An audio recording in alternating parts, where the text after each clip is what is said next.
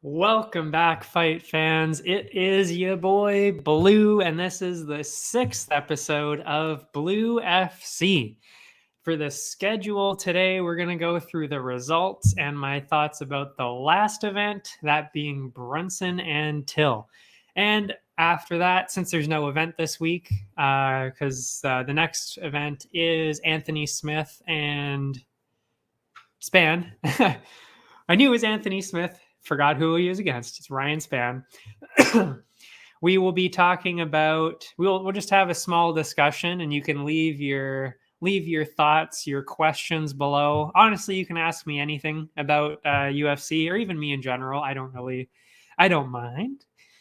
But the discussion for today is going to be about the oblique leg kick and any other illegal, well, technically that's not an illegal strike. Any of the illegal strikes. We'll be talking about that today. So we will start off with UFC Vegas 36, Brunson versus Till.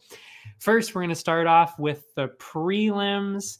I told you guys about one of them because I actually didn't realize that there were two Canadians on it, or else I would have just said watch that one too.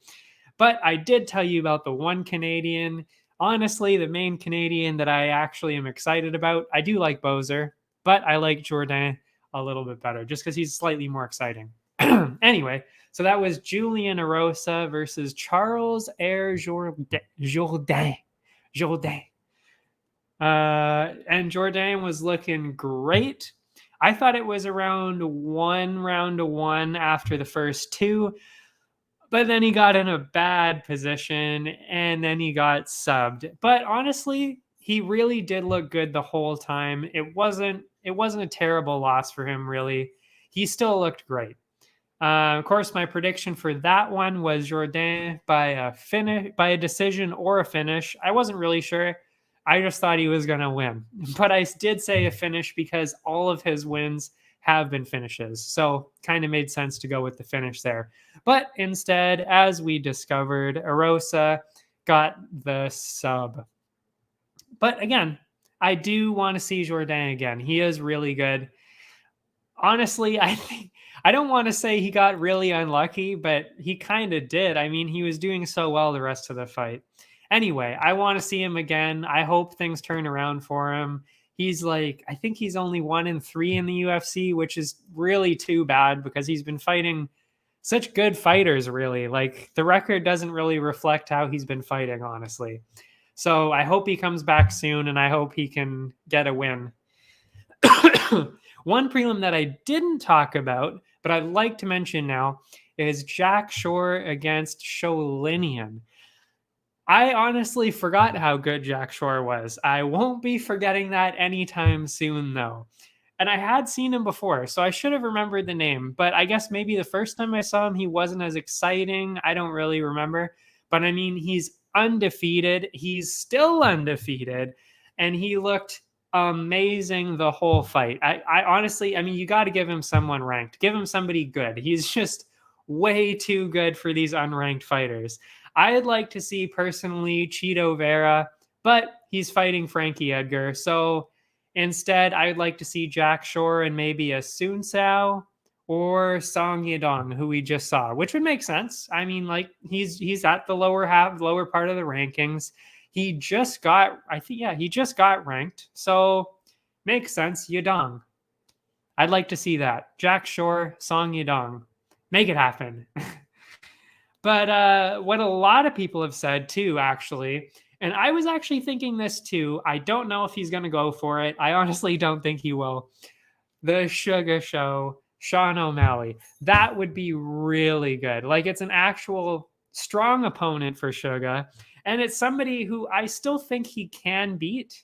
I'm not saying it's going to be really easy. I think it's going to be tough, but it's a good matchup. I think it'll be close for both of them because, like I said, I mean, honestly, neither one of them has really been tested that much. I mean, we're going to throw Cheeto to the side on that one because, I mean, that was kind of a garbage fight, but whatever. Just like Sugar, I'm going to ignore that one. But I mean, and honestly, he was winning that fight anyway. So, I mean, you know, I honestly think that would be a close fight. You've got Sugar, a crazy good striker, against Jack Shore, who's mainly, I think he's mainly a grappler from what I can tell. And Sugar's got a really good ground game too. So if he even gets taken down. So, I mean, honestly, I think that's a really good one. And they're both, well, again, I was going to say they're both undefeated, but they're both mentally undefeated. Let's say that. So with the main card, we had the legend Paddy Pimlet versus Luigi Vendramini. As I said before, I heard a lot about Paddy on Twitter, but for the whole month really before this fight, about how good and how entertaining he was. Now, about a minute in, I'm not gonna lie, it wasn't looking good. I was thinking, oh God, I should not have fallen into the hype. But holy shit, did he turn it around quick, and he got the first round finish. My prediction for that was maybe a decision for Paddy, but or maybe a sub, because I had seen he had got a lot of subs, but instead got the great TKO in the first round. Paddy the Batty. He's fucking hilarious, honestly. I'm a fan now. He's exciting. He is going to be huge if he keeps winning. Because, like I said, honestly, the first minute and a half, minute, 2 minutes around there, not looking good. I was not impressed. And it wasn't looking good. I really thought he was going to lose there. He's really got to watch out because he can't get hit like that. I mean, he's got a lot of work to do. I'm looking through my notes here. I don't want to see. Okay, hold on. And what's next for him? Because that was a pretty rough start. He's really got to work on some things, and he can't jump in too far, too deep, too quick. And I really hope that the UFC doesn't do him like that. He doesn't deserve that. He's got to work his way through. Wow, my throat's bothering me today. Excuse me.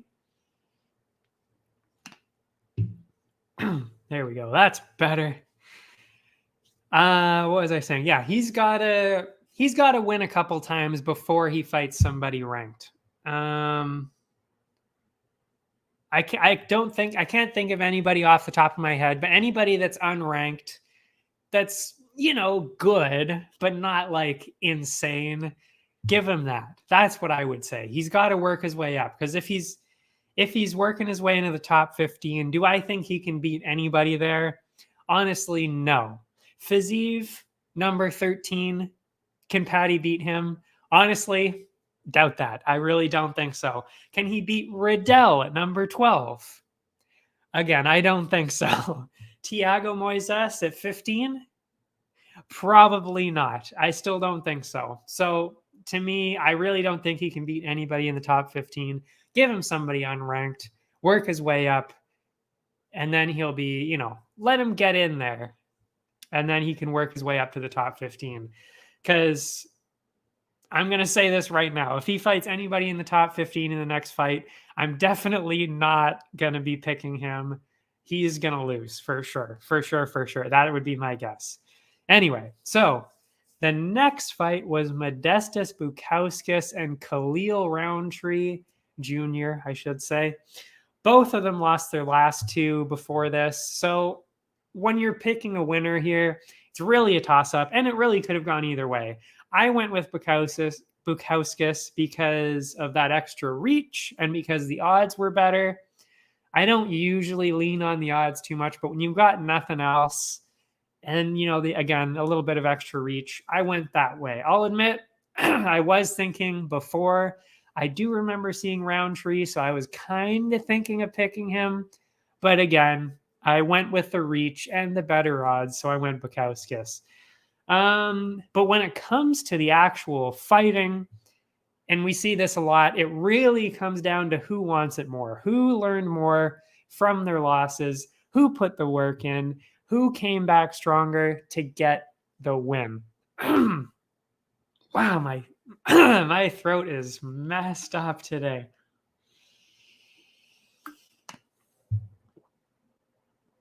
Excuse me. So in the first round, it was pretty clear who did that, who put that work in, who wanted it more. Because let's face it, if you lose 3 in a row and you're not even ranked, it's not looking good for you. I don't know. You're probably going to get cut. You got a pretty good chance of getting cut. I hate to say it, but that's just what happens. So you really got to put the work in and make sure that you win. So when it's 2 people that haven't won in 2 fights, you really got to put everything into it. And it was pretty clear that was Roundtree from the start. He dominated the whole fight for as short as it was, or as long as it was. I don't know how the saying goes. And he got a devastating, disgusting oblique leg kick finish in the second round. And we'll talk more about the oblique leg kicks later, because as I said, that's what we're going to be talking about later, illegal strikes and oblique leg kicks. But good for Roundtree. He clearly put the work in, and I hope he turns it around quick because he looked really good. I mean, you could tell he put that work in and really improved everything. And he was there to win. He was not there to even get a decision. He wasn't there to lose or anything. He was there to win, get a finish, and he did that. So good for him. I like to see that. Always good to see that. Next after that was Alex Morono and David Zawada. Going into this, I wasn't sure about Zawada. Morono I knew was good. He had just finished Cowboy, but Zawada I wasn't too sure about, so I gave Morono the win. I even said he was probably going to get a finish. There was no finish here, but the judges saw a pretty clear win for Morono with 30-27s from everyone. Honestly, I'm not fully sure that I agree with that. I thought it was 29-28, but nonetheless, he definitely still won fairly easily.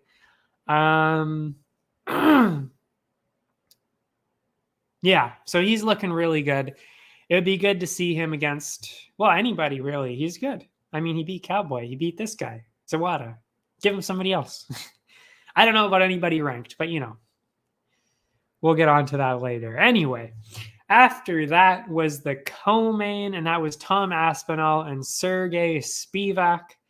I said going into it, Spivak, I don't know. Who knows? Has looked okay recently, but nothing too crazy. And on Aspinall's side, he's looked unstoppable. Really, he has been unstoppable because he's finished every single person he's fought in the UFC so far.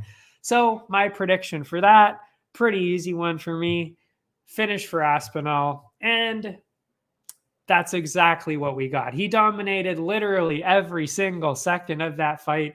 It was not even close. An easy first round finish. I'm honestly not sure if he even got hit the whole time. And even in the interview, they asked him if he got hit, and he was like, I don't think I did. I don't think I did.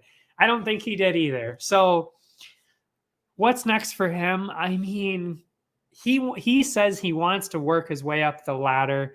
If he's 13, give him 12. If he's 12, give him 11. Just work his way up one by one.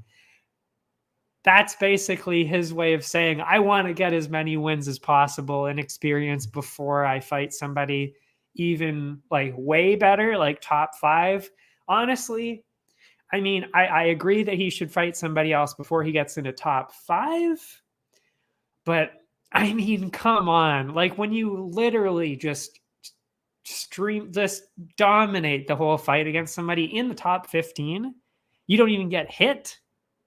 I mean, you deserve, you need better than just the next person above you. Either way, I mean, it's it's not really up to him. But yeah, so I'm thinking give him the loser of the fight on the pay-per-view between Blades and Rosenstrike.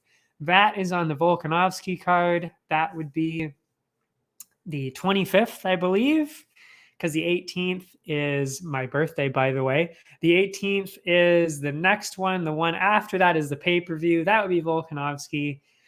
And that is where Blades and Rosenstrike are going to meet. I would say give him the loser of that fight. That would make a lot of sense. Other than that, and also they fought so recently, I mean, it makes sense. Other than that, if he wants to turn it around quick, another really good choice, I would say, is Volkov, because it gives him a new challenge. I mean, Volkov is always a challenge. He might have lost, he might have had a shaky record recently, but he's huge. What is he, like 6'5", 6'7"? He's massive. So Aspinall's got a new challenge. Volkov is more of a striker.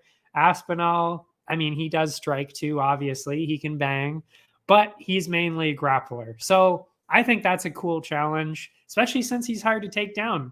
I mean, when you're 6'5" or 6'7" or whatever your Volkov is, that's a challenge. That's a huge challenge. So I think that would be really good. But honestly, anybody in the top 10 would be a great choice.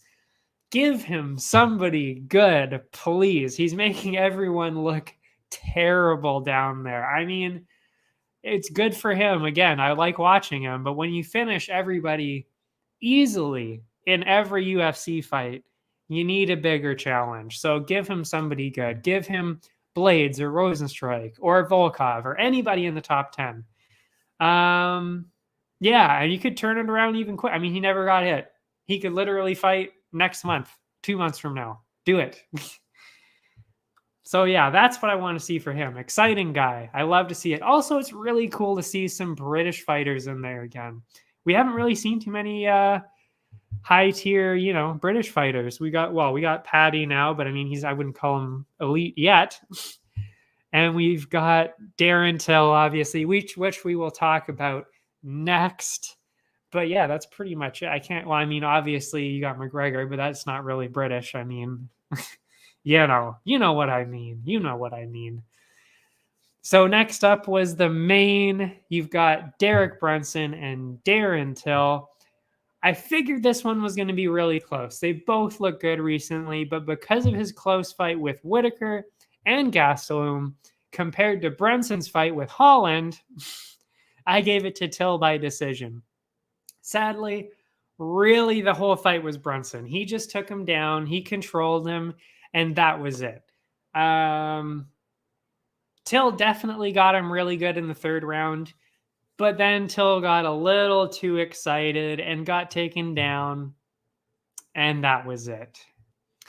Now, he didn't make any excuses, but I did hear, we all heard after, that Till had a bad injury and he couldn't heal. He hadn't healed from it yet, which explains why he didn't use his legs to get up off the ground and why he didn't kick more. I think it might have been the ACL or something like that.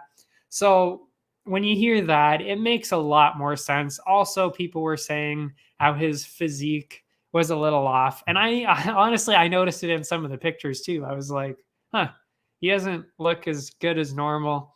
But either way, he showed up. He came to fight. I mean, good on him. I really do like the guy. It's too bad. Because I'll be honest, I used to not like Till at all, but he's really growing on me. And I started to like the guy, and I feel bad for him now. I felt bad for him the whole fight, really. You never know what would have happened if he would have been healthy, but I respect him for showing up to fight anyway, because a lot of people would have just said, nah. But especially in the middleweights, we haven't seen very many of the top 10 middleweights fight.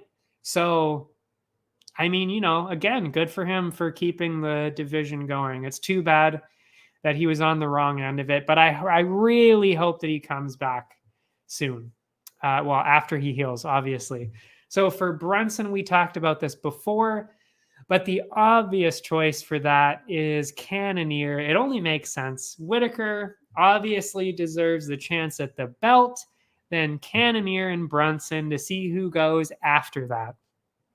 I mean, that's pretty obvious. That's a pretty obvious way to go, especially since nobody else has really been fighting. And I don't think anyone right now seriously believes that Brunson deserves a title shot right now. So, I mean, you would never give it to Brunson. It's got to be Whitaker, and then Brunson, Cannonier, and then probably Cannonier gets the title shot after that. Because, I mean, I think pretty much everybody's going to agree with me here. I think Cannonier beats Brunson fairly easily. And we all know that Izzy's beating Brunson. So, yeah. That would be the fight to make for everybody there in the middleweights. And for Till, he's obviously got to recover, heal up, get back into shape, and then fight somebody lower. What I would love to see, honestly, what I would love to see is Till and Kevin Holland. But we haven't seen Holland in a long time, so he'll probably fight somebody first. But, I mean, you know, since Kevin Holland loves to fight so much, so fast, I mean, maybe we see Kevin Holland fight somebody, win or lose, then we give him Darren Till. I mean, that would be, I'd love to see that either way, honestly. I really would. Another good choice for Till would be Brad Tavares, or who I think would be really good is Chris Weidman. Of course, he's also got, well, a much worse injury. So when they both come back, hopefully then, I mean, it makes sense by the time that Chris Weidman would be healed up and ready to fight, probably 4 or 5 months from now, maybe, you know, Chris Weidman and then Darren Till after he heals up. I think that would be a really good fight. I would love to see that. I think that would be amazing. So before we talk about our little discussion, remember you can leave your comments and questions in the comments below. I can read them all. I'll respond to them when I get the chance, obviously, when there's a break. For now, we're going to take a quick 30-second break and watch this ad. We'll be back right after this. Allow me to introduce High Stick Vodka, a new way to celebrate victory. Gather around the glass with an award-winning, ultra-premium Canadian-made vodka. You probably won't listen when I say High Stick Vodka has a smooth, hard-hitting taste, or that it's developed in the birthplace of hockey. You won't listen when I say High Stick Vodka is a tribute to the game of hockey, or when I tell you it's distilled 4 times using Canada's purest mountain spring water to provide an authentic, remarkable flavor. But maybe you will listen when I say it comes in a f***ing hockey stick. Showcase your passion for hockey with our limited edition hand-blown hockey stick bottle. Whether you're celebrating victory or drinking to defeat, High Stick Vodka is better after every shot. Visit us at highstickvodka.com. It also comes in this regular bottle. Celebrate victory. Drink responsibly.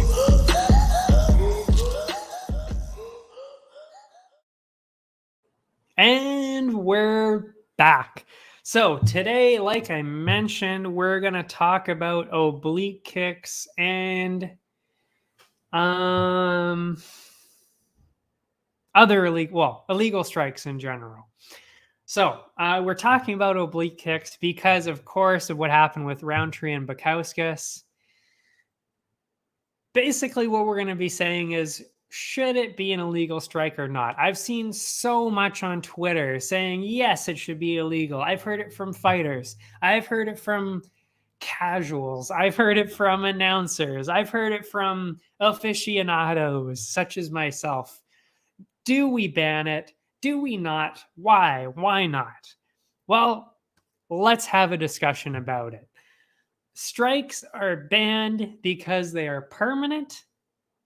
Well, because they cause permanent and sometimes lethal damage, and because most of them can't be defended. That's why they're illegal. So, in terms of like eye gouging, it's pretty self-explanatory. You can very easily go blind. I mean, come on. We see Michael Bisping almost every week. Need I say more about the eye pokes? He lost one of his eyes. I mean, really? Do you need more of an argument against eye pokes? So that one makes sense. Groin strikes, again, obviously unfair and dangerous. Kicking or kneeing a downed opponent, again, pretty obvious. You can't defend that, and even if you tried, you'd probably still get knocked out.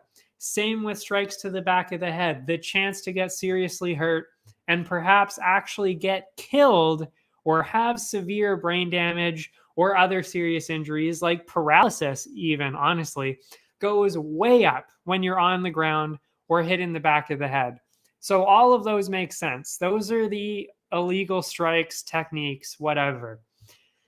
And they also have the same thing for certain locks and certain ground attacks. These people are so strong, even the flyweights really, that if they felt like it, they could grab somebody's wrist or ankle and snap it in half in less than a second. They really could. And that's why you can't do that. That's why we don't see that. It's too quick and you can't defend it. Like if you were up against the fence, you could literally, they could if they felt like it, they would get kicked out immediately, but they could grab the person's wrist, snap it in half. That would be the end of the fight. And we don't do that. That's illegal. And why? Again, because it's too quick. And literally in less than a second, you would have just ended that person's career for the next 6 months or more. That's why we don't do that. And it's the same thing with the other illegal strikes. Well, I mean, again, the strikes to the back of the head, the grounded ones, again, you could really, getting knocked out pretty easy. You're probably going to get knocked out no matter what. And if it's really bad, yeah, like I said, you could get permanent damage, paralysis if it's with the neck, and back of the head hit hard enough, you could literally die. So again, that's why all of those are illegal. So now we compare that to the oblique leg kick. Why is it still allowed? Well, compare it to those other ones. Like I just said, what is the worst that could happen with that strike? Well, you literally just saw it. What's the worst that could happen? You tear the ligaments bad. And yes. Oh, I misquoted myself there. He tore the ligaments. Is that bad? Yes. But did he break his leg? No. No, he did not. And will he fight again? Of course. He'll probably fight next year. He could probably even fight in February or March. He really could.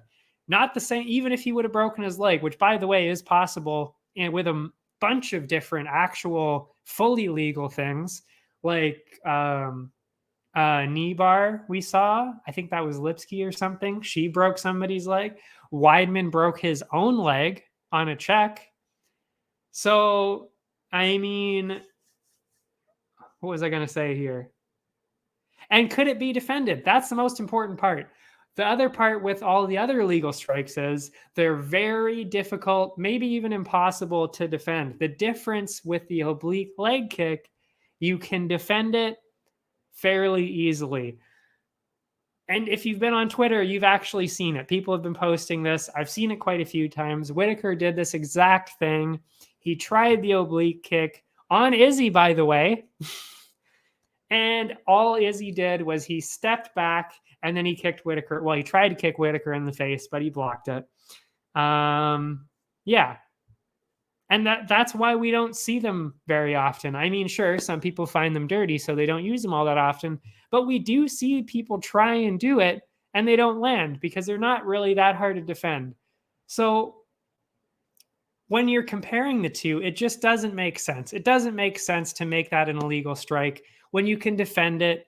Yes, the injuries can be bad, but most of the time they're not. What happens is normally when somebody lands it, you see them, sometimes they hobble around for the rest of the match. Sometimes they're completely fine. So again, there's really no comparison. Oh yeah. I keep looking at my notes here. My goodness. Some other times. And it's not like the other illegal moves. Like I said, every eye poke is dangerous and gives an unfair advantage. Every groin strike is dangerous and could definitely be an unfair advantage. And the same with the ones to the back of the head and the kicks kicks when the person is on the ground. All of those completely unfair. Huge advantage, obviously, because I mean, you could literally kill the person in some of the cases. And it's going to be dangerous every single time it happens. Every eye gouge is dangerous. Every groin strike, unless it's just a glancing one. But still, again, if they kept fighting, though, that groin strike would be a huge disadvantage. But that's the point. That's what I'm saying. All of these other strikes are dangerous and create that unfair advantage every single time. Whereas that oblique leg kick does not. You can easily avoid it. Even when it lands, it isn't necessarily going to do anything crazy. That's the difference. So do I think it should be banned? No, of course not. I really don't think so. And I don't care what anybody else says. If they want to hear the arguments as to why that's silly, listen to the past 5 minutes when I was talking about it. I might even clip it to put it on YouTube about that. Anyway, but while we're talking about this, I want to quickly bring up something that I've been noticing more and more lately. What the fuck is with all the eye pokes recently? Come on, like literally every single night, there's at least a few. I get it. You're trying to gauge your distance. Guess what? You can do the same thing without doing that, without having your palms open. And you can tell that because there are quite a few fighters that have never poked anybody in the eye, ever. So I think we need to see some more deductions, honestly. Every fighter in the UFC knows not to do it. It's not a new rule. This is your job. Every single fighter in there has fought at least 5 times, most of them over 10 times. So why do you need so many warnings? That's literally one of the main rules. Don't poke the person in the eye. Again, every single fight, you know that. You're not supposed to do that. Come on. So yeah, in my opinion, why give warnings at all for eye pokes? I really don't understand. Groin strikes are different. They can be done accidentally quite easily because, I mean, if your opponent is moving, you could easily hit them in the groin by accident. If they're jumping, you land a kick that you weren't trying to, they just jumped out of the way and you kick them in the groin. Same thing if they're, move to the side, whatever, or knees, even some, like you do an uppercut and they come in at the wrong time or something. Groin strikes, I totally understand. But eye pokes, honestly, pretty much impossible to do accidentally if you're actually paying attention. You have to have your fingers out for it to happen. The only exception, and there's only one exception that I could think of, again, leave your comments and questions below about this if you feel like it, if you're talking about illegal strikes or even eye pokes or whatever, anything. But the only way that I could think of for an eye poke to be actually completely accidental is if your opponent is trying to take you down and you just had some bad luck. You were trying to grab his shoulder, grab his neck, do something, and then you poke him in the eye by accident. Or same thing if you're trying to get the takedown. You go for the over the shoulder, and by accident, they move their head, you poke him in the eye. That I totally understand. But if you're standing up, honestly, there is no excuse. Point off, bad. It is unfair. And I saw this 2 weeks ago in a prelim. I believe it was Sam Alvey and Wellington Turman. Turman got at least 3 eye pokes. 3. At least. It actually might have been more than that. I'm not sure. I can't remember at this point. I mean, honestly, like, he was warned multiple times too. Are you joking? Kick him out. Seriously. What are you doing? He did lose 2 points, but guess what? He still won. And I remember Alvey even saying to the ref that he was scared he was going to get poked in the eye if he was going to get too close.